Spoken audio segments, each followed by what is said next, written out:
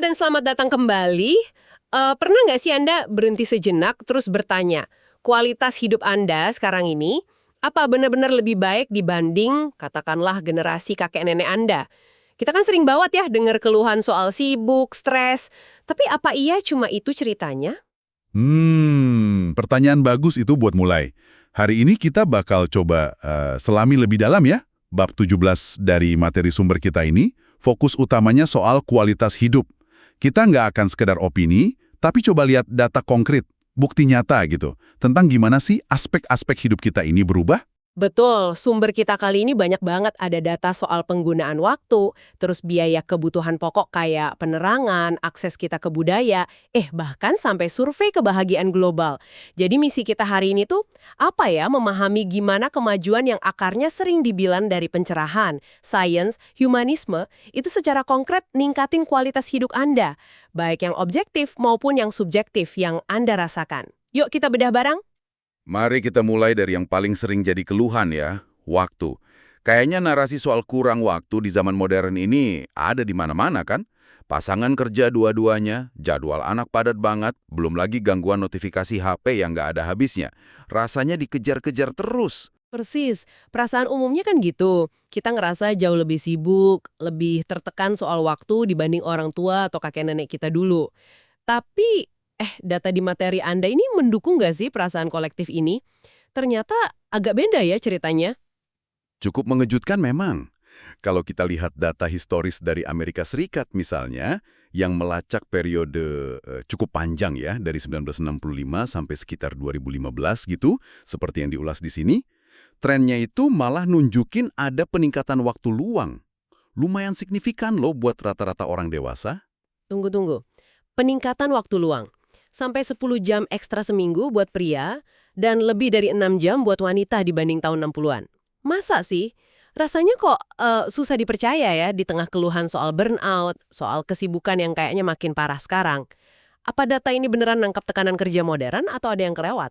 Pertanyaan Anda relevan banget.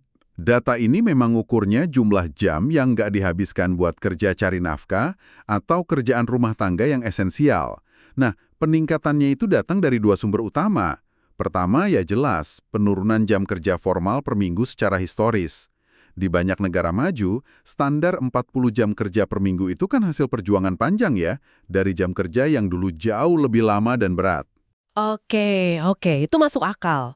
Jam kerja formal memang berkurang dibanding sahabat lalu misalnya. Terus faktor kedua apa? Faktor kedua, itu efisiensi teknologi rumah tangga. Sesuatu yang sering kita anggap remeh, padahal dampaknya besar. Ingat gak bahasan kita di bab 9 soal kemiskinan? Mesin cuci, kulkas, microwave, vacuum cleaner. Nah, alat-alat ini kan drastis banget motong waktu yang dulu habis buat kerjaan domestik. Dulu itu nyita waktu dan tenaga banget, terutama buat perempuan. Puluhan jam per minggu itu bisa dibilang terbebas karena teknologi ini. Jadi secara objektif, jam yang tersedia di luar kerja dan urusan rumah itu memang lebih banyak. Tapi data ini juga ada sisi lainnya kan? Yang menarik nih, katanya orang dengan pendidikan lebih rendah justru laporannya punya waktu luang lebih banyak. Terus, kesenjangan waktu luang antar kelompok pendidikan ini malah makin lebar. Ini agak lawan arus dari stereotip ya? Betul. Dan ada nuansa lain yang penting juga. Meskipun total waktu luang nambah, data yang sama nunjukin kalau waktu yang dihabiskan orang tua buat ngasuh anak secara aktif itu justru naik signifikan dibanding tahun 1965. Orang tua zaman sekarang, biarpun mungkin sama-sama kerja, ternyata lebih banyak terlibat langsung dalam aktivitas bareng anak. Nah, ini mungkin sedikit ngejelasin kenapa perasaan sibuk itu tetap ada, waktu luangnya ada, tapi dialokasikan beda. Jadi ini semacam membantah nostalgia yang soal era 1950-an itu, zaman keemasan keluarga, di mana semua orang punya banyak waktu santai bareng gitu. Kayak gambaran di TV-TV lama itu. Ternyata kalau lihat data penggunaan waktu, mungkin itu lebih banyak mitos ya. Ironis juga, orang tua sekarang mungkin malah habiskan lebih banyak quality time yang terukur sama anak. Tepat sekali. Persepsi kita soal masa lalu dan sekarang itu sering bias ya, entah karena nostalgia atau hal lain. Nah, ini nyambung ke poin berikutnya yang juga penting di bab 17 ini. Gimana kemajuan itu nggak cuma soal waktu, tapi juga bikin hal-hal penting jadi jauh lebih terjangkau. Hampir kayak sulap gitu. Oke, dari waktu kita geser ke harga atau keterjangkauan. Ada satu contoh di materi ini yang, wah, benar-benar bikin kaget sih. Studi William Nordhaus soal biaya penerangan buatan. Data yang disajikan itu kan ngelacak biaya di Inggris dari abad ke-14. Itu luar biasa informatifnya. Iya, Nordhaus itu hitungannya cerdas banget. Dia nggak cuma lihat harga lampu atau minyaknya, tapi ngitung berapa jam kerja yang dibutuhin orang di zaman itu buat bisa beli sejumlah cahaya tertentu. Misalnya cukup buat baca 1 jam. Hasilnya, gila. Kita mundur jauh ya ke Babilonia, sekitar 1750 sebelum Masehi. Buat dapat cahaya setara 1 jam baca dari lampu minyak wijen, mereka itu butuh kerja sekitar, 50 jam. 50 jam kerja, cuma buat 1 jam terang. Kebayang nggak sih dampaknya buat belajar, kerja, atau sekedar aktivitas malam hari? Bandingin sama sekarang. Biaya listrik buat nyalain lampu baca LED hemat energi 1 jam, itu kan praktis nol ya biayanya. Baik dalam rupiah maupun dalam hitungan detik waktu kerja kita. Penurunannya itu ribuan, bahkan mungkin jutaan kali lipat. Gila sih. Dan cahaya ini cuma satu contoh loh. Ini ilustrasi kuat dari fenomena yang disebut ekonomi itu inexpensification. Atau kalau kita coba cari padanan katanya, mungkin pemurahan barang dan jasa gitu ya.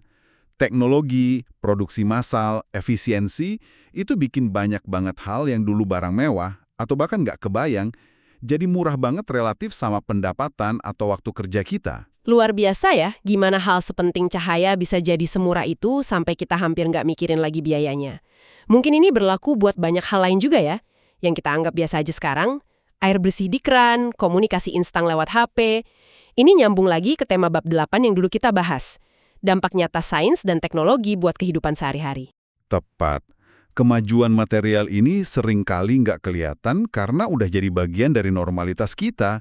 Dan ini bawa kita ke aspek lain dari kualitas hidup yang juga mengalami revolusi diam-diam. Akses kebudayaan dan pengetahuan. Sumber ini ngasih banyak contoh bagus soal gimana teknologi mendemokratisasi hal itu. Iya juga ya. Dulu kalau dipikir-pikir, nikmatin seni atau budaya itu kan butuh usaha sama biaya yang lumayan. Nonton film klasik mungkin harus nunggu diputar di bioskop khusus. Itu juga kalau ada. Dengerin musik favorit ya terbatas sama koleksi kaset atau CD yang harganya lumayan dan pilihannya ya segitu-gitu aja. Buku bagus juga nggak selalu gampang dicari. Kontrasnya sama sekarang jauh banget. Mau streaming film atau serial apa aja, tinggal klik. Perpustakaan musik seluruh dunia ada di kantong, di HP Anda. Arsip berita, jurnal ilmiah, sastra klasik dunia. Banyak banget yang bisa diakses online. Seringkali gratis atau biayanya murah banget. Sumber yang Anda kasih ini menyoroti kekayaan akses ini dengan sangat jelas. Iya, disebutin gimana mudahnya sekarang kita bisa lihat detail lukisan Caravaggio resolusi tinggi di internet, atau nonton trailer asli film legendaris kayak Rashomonnya Kurosawa, itu kan dulu mungkin cuma bisa dilakuin peneliti film atau orang yang punya akses khusus ya. Bahkan dengerin rekaman suara tokoh sejarah. Bayangin aja, kayak yang diulas di sini Anda bisa langsung dengerin rekaman asli Solomon Linda nyanyi Embube yang jadi asal lagu The Lion Sleeps Tonight. Itu puluhan tahun lalu mungkin butuh riset arsip yang susah dan mahal. Atau dengerin Billie Holiday, Maria Callas, bahkan rekaman Eleanor Roosevelt baca Deklarasi Universal HAM. Ini kan kekayaan peradaban manusia yang sekarang tersedia instan. Belum lagi akses ke buku ya, disebutin novelis pemenang Nobel kayak Lessing atau Soyinka, karya mereka bisa didapetin dengan harga murah banget di toko buku bekas online atau versi digital. Dan ini bukan cuma soal jumlah aksesnya, tapi kualitas pengalamannya juga. Headphone bagus sekarang kan jauh lebih terjangkau ya. Jadi bisa nikmatin musik dengan detail yang dulu orang biasa mungkin nggak kebayang. Demokratisasi akses budaya ini peningkatan kualitas hidup yang fundamental banget. Meskipun mungkin nggak selalu ketangkep sama indikator ekonomi standar kayak PDB. Ini memperkaya jiwa, memperluas wawasan kita dengan cara yang, nggak ternilai harganya. Nah, kita udah bahas nih peningkatan yang sifatnya objektif. Kita punya lebih banyak waktu luang. Walau rasanya beda, barang dan jasa, kayak cahaya, jadi jauh lebih murah, akses ke budaya dan pengetahuan melimpah ruah. Tapi, pertanyaan gedenya, apakah semua ini bikin kita merasa lebih bahagia? Gimana sama sisi subjektif dari kualitas hidup? Kita anggap punya nilai intrinsik buat hidup yang baik.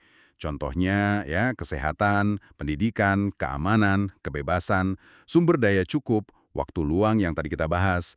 Ini nyambung ke ide kapabilitas dari Amartya Sen dan Martha Nussbaum, kemampuan dasar orang buat berfungsi dan ngejalanin hidup yang mereka anggap berharga.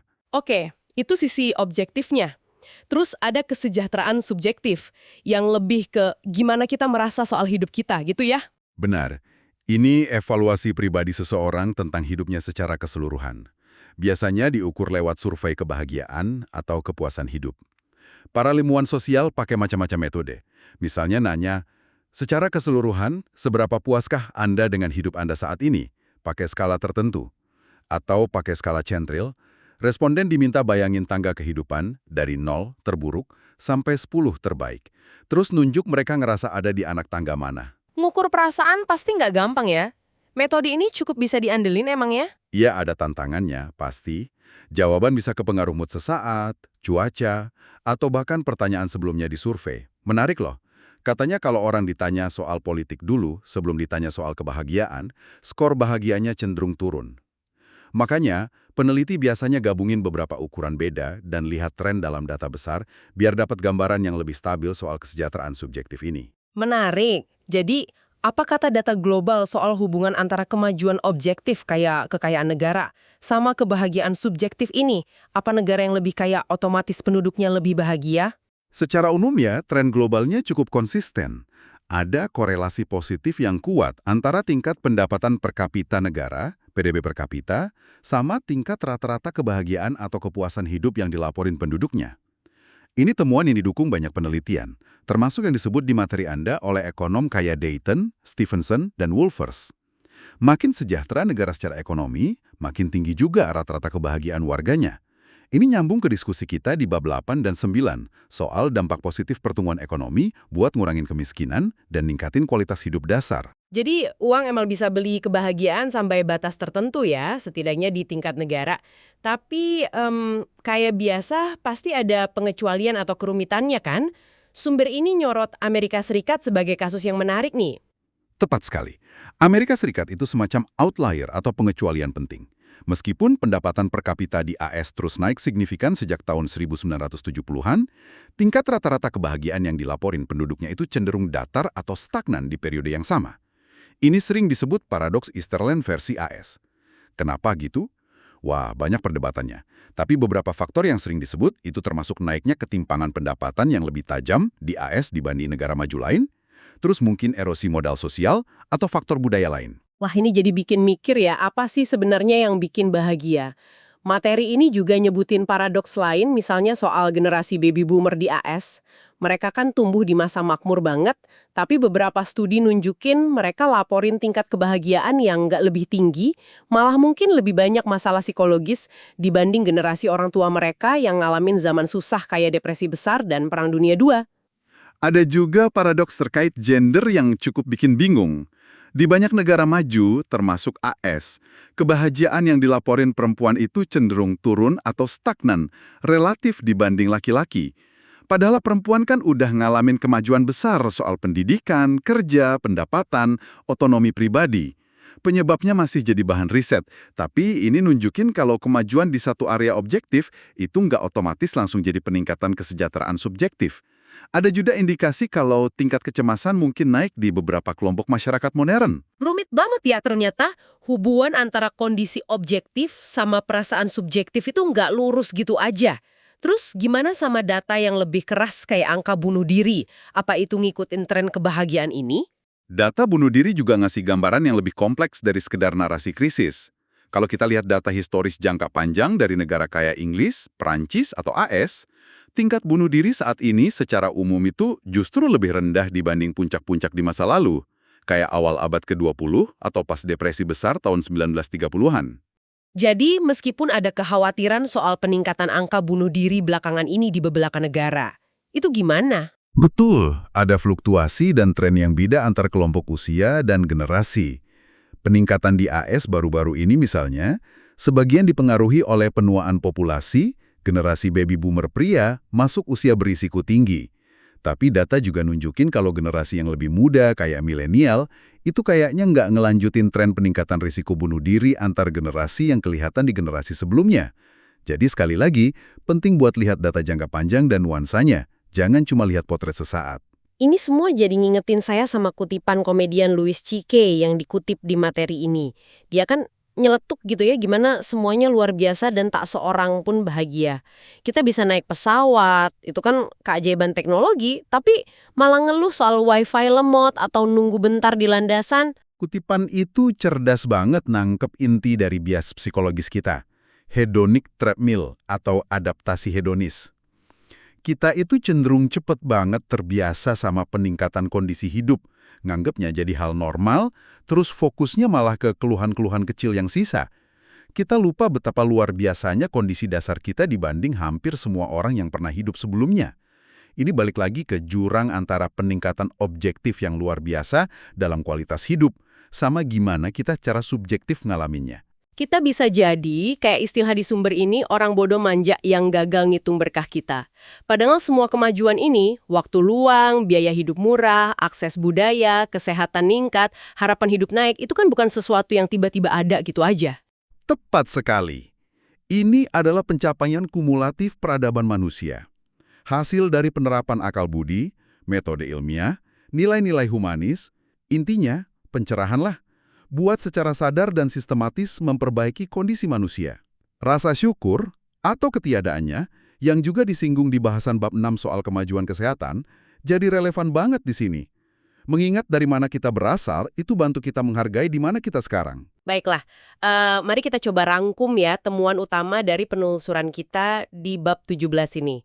Bukti-bukti nunjukin kalau secara objektif, kualitas hidup kita di banyak dimensi penting itu udah naik drastis.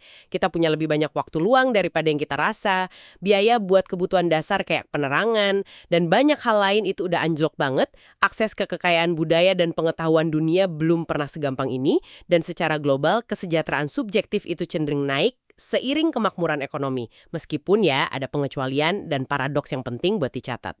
Namun, poin krusial yang perlu Anda bawa pulang adalah perbedaan mendasar antara kemajuan objektif ini sama pengalaman subjektif kita. Punya lebih banyak pilihan, sumber daya, dan waktu, itu nggak otomatis ngejamin perasaan bahagia, puas, atau berkembang. Faktor psikologis, sosial, budaya, itu main peran besar banget dalam gimana kita nerjemahin potensi ini jadi kesejahteraan yang kita rasakan. Ini bawa kita ke pemikiran penutup nih buat Anda renungkan.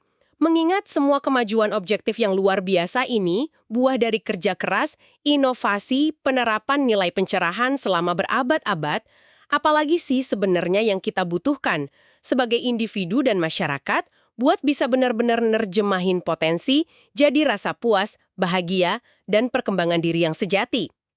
Faktor internal apa? Kayak pola pikir, rasa syukur, ketahanan mental, atau mungkin struktur sosial apa yang masih jadi penghalang buat kita benar-benar menghargai dan menikmati dunia yang luar biasa yang udah berhasil kita ciptakan ini?